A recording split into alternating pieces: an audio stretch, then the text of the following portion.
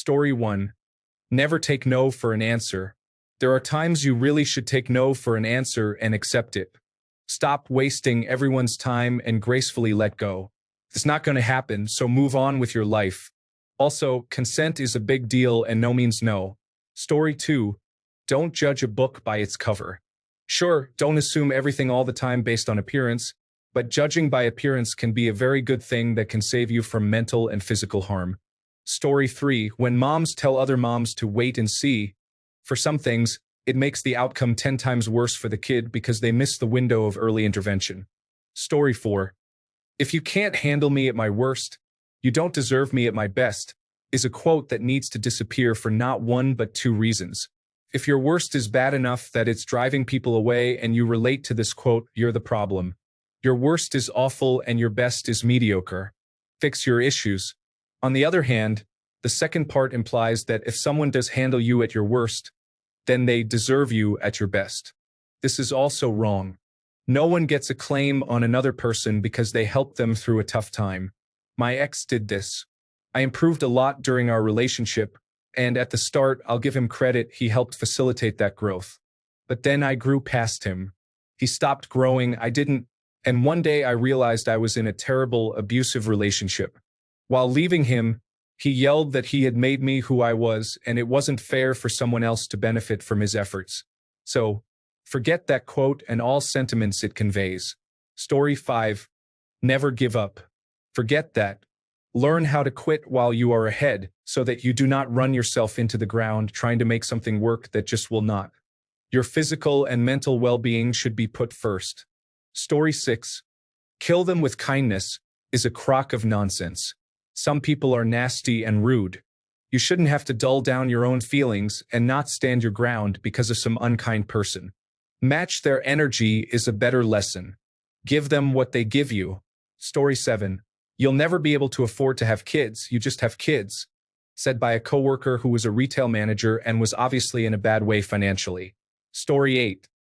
Do what you love for your job, and it won't feel like work. Forget that.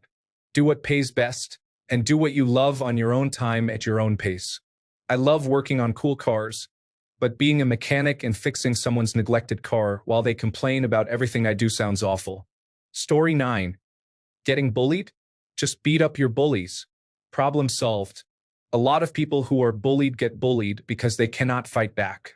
But sure, let me, a 4'5" crippled girl, go to town beating up the 6'4" jock. It will go great. Story 10. That you can be or do whatever you want, as if it makes people believe they are so special in the world, instead of a limited person with real problems to deal with like everyone else. Story 11. There's someone out there for everyone. Sometimes there's not. Sometimes you will grow old and die alone, but romantic relationships are not what define you, and they are not the only meaningful relationships in life. Learn to be happy on your own. Learn to love your alone time and who you are so you don't feel the need to fill that space with someone who does not deserve it just to avoid being alone. Story 12. One piece of advice I think is bad is fake it until you make it. It can encourage people to act inauthentic and may lead to stress or burnout. Being honest about where you are at is way better for personal growth. Story 13. I before E except after C.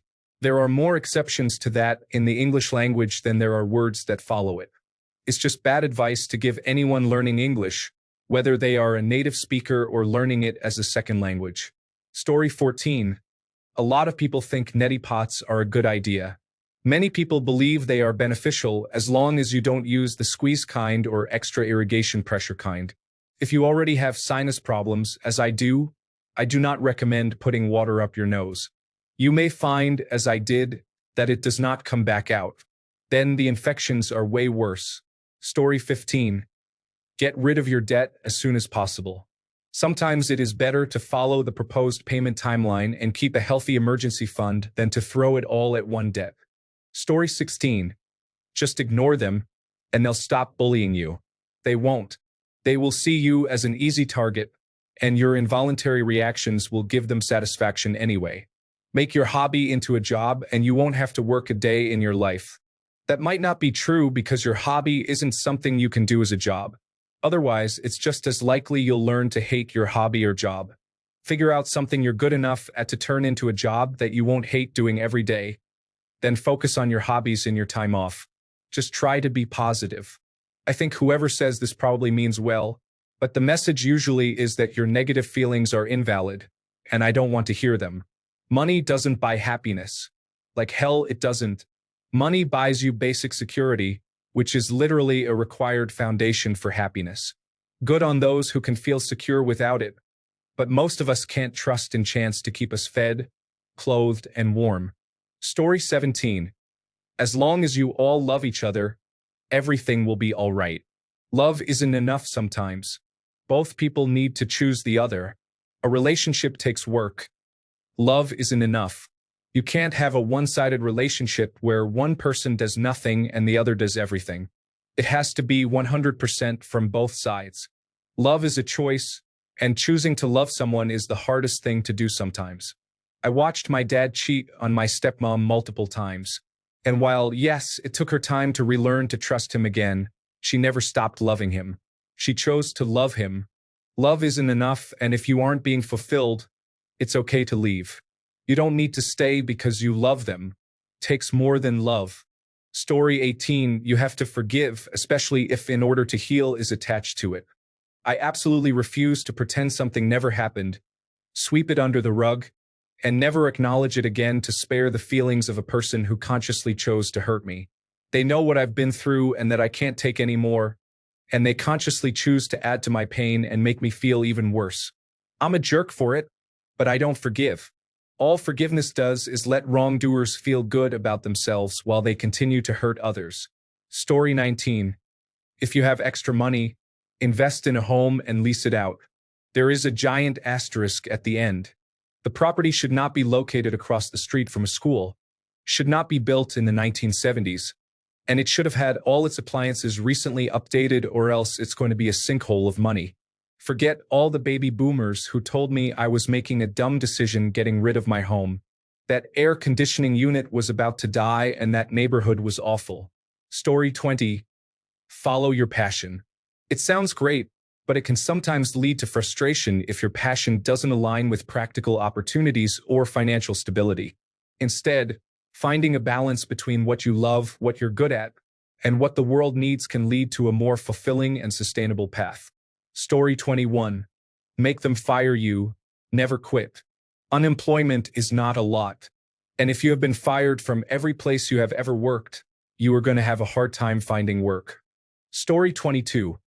You should learn to lower your expectations in response to feeling hurt, disappointed, or betrayed by the callous actions of, say, a friend or relative. What kind of doormat-making advice is that? To the contrary, in almost every instance of being told that my expectations actually should have been a lot higher than they were. As the old adage goes, you train others how to treat you. When it comes to common decency, expecting less is an open invitation to receiving less. Story 23. Hard work will enable you to achieve anything. However, without proper direction, support, and knowledge, hard work is worthless. Working more than you need also hurts you in many ways. Story 24. When public speaking, imagine everyone in their underpants. Not only does it not work, it's distracting to the presenter because you have to keep both that image and your presentation speech in your head. Plus, why would you even want to imagine that? Some actually useful tips I've picked up. 1. Use the space. You don't have to stand in one spot. Walk around in front of the board or podium. It helps to give the impression that you own the space, boosts your confidence, and imparts to the audience a sense of authority. Use bullet points on your presentation slide, not full sentences. Otherwise, you just read off your slides, which lacks a sense of professionalism. It also makes you more nervous since they serve as a crutch. Relevant citations and facts should be on note cards. Anything else should either be rehearsed ahead of time or improvised. Keep your audience engaged. If you aren't looking at them and are just reading words on a screen, it's easy to feel like they're judging you. Alternate between addressing the back of the room and individuals. Think of your speech as a conversation. Pick a different audience member every once in a while and speak directly to them. Making eye contact will help trick yourself into forgetting there's a whole crowd of people there. For a few seconds, it'll be just you and them. Mind your speech. Make sure you pause every so often to breathe. Keep your pace steady, otherwise you might panic and start talking too fast. Project your voice. This not only ensures that people can hear you, but also helps boost your confidence. And if you totally lose yourself, it's okay to say one moment. Take a drink of water to disguise your nerves, and take a few deep breaths before you jump back in.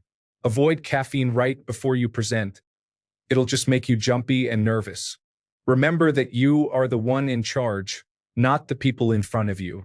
They are stuck in a room with you, not the other way around. Make it fun. If you are passionate about a topic, it's fun to share information with people. And even if it's an incredibly boring topic, just smiling can help trick yourself into thinking otherwise. I also recommend dressing up in your favorite nice outfit and accessories. I like to imagine they're admiring my outfit and earrings instead of just staring and judging me. Story 25. You cannot know what love is until you love yourself. My heart shivers every time I hear this or a similar sentiment, and I think about how many people have gone through life thinking they do not know what love is, or worse, they feel unlovable because they cannot get past their own self-loathing. Story 26. Sticks and stones may break my bones, but names will never hurt me. Like, what the heck? Names can hurt more than physical pain in most cases. I hate this saying. Story 27. Don't go to bed angry. I absolutely disagree. Sometimes people need space before communicating or a pause in communication because it isn't going anywhere. I've also found a snack helps too. Story 28. That you can talk to anyone about something they do that hurts you, and they will listen and change. Some people just don't care about anyone else, and some people do it on purpose, especially family members and coworkers. She's your mom. Just go talk to her. They must have your best interest at heart. But they're family. No, don't you think the first thing tried was to talk it out? How many times should we need to tell someone they hurt us? 15? 117? Story 29. Pull yourself up by your bootstraps. This, quite literally, doesn't make sense and just perpetuates the societal idea of work or money equals the value of human life. Story 30. We need to put the past behind us and move forward as a family. This is an outright manipulation tactic if used without acknowledgement of wrongdoing, remorse, regret, and with no plan of action to follow up on improvement of bad behavior. Story 31. That violence isn't the answer. I'm sorry, but there are times when violence is the answer, especially if a person is threatening to beat me up in the street. I'm all for trying to de-escalate the situation, but unfortunately, there are people in this world you simply cannot reason with, no matter how much compassion and empathy you show them. A good beating to put them in their place is the only option. Story 32. Wait to have children. Childcare, health insurance, housing, and college are not going to get cheaper. The only thing you accomplish is wasting your fertile years and being older when you're trying to keep up with a toddler. Story 33. You have witnessed a horrible, gruesome event? Play Tetris and you will avoid post-traumatic stress disorder. I keep seeing this on Reddit, and apparently there is some questionable science behind it, but it is so dumb. Playing Candy Crush or June's Journey will probably take your mind off it too. There is nothing magic about falling cubes. This bugs me even more than that Reddit classic. Your brain is not fully formed until you are 25. Story 34. Don't write your passwords down. There's very little crossover between the people trying to access your credit card information online and the guy breaking in to steal your toaster and PlayStation 5. Story 35. Love is a choice. I understand what they are really getting at, but so many people think it means that to find the right spouse, you should choose someone you like who is a good person and will be a good parent, and then you choose to love them. No, showing your spouse love every day is a choice. Falling in love in the first place is not a choice. You need to wait until that happens before you choose someone. That is my opinion anyway. I married someone I am truly in love with, and being married is the most wonderful and magical thing.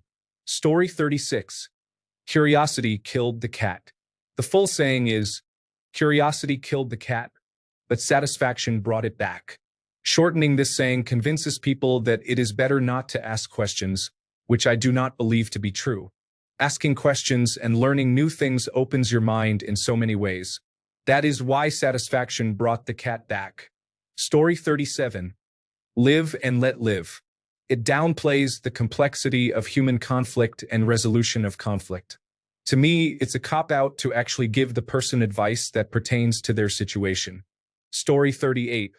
The grind set, I just think it's damaging to society to normalize this kind of lifestyle as a long-term plan. People are not meant to put all of their time and energy into work and fitness. Humans need downtime and a chance to do things they enjoy without fear of judgment. You aren't lazy because you like to lay in bed for a while each day. It's part of being human, and it's not right to expect everyone to be doing something productive all of the time. Story 39. Never touch a baby bird because its mother will abandon it is a complete and utter myth created to stop children from playing with wildlife. If you see a baby bird in need of help and you think you can assist it, then help it. Don't be afraid of touching it.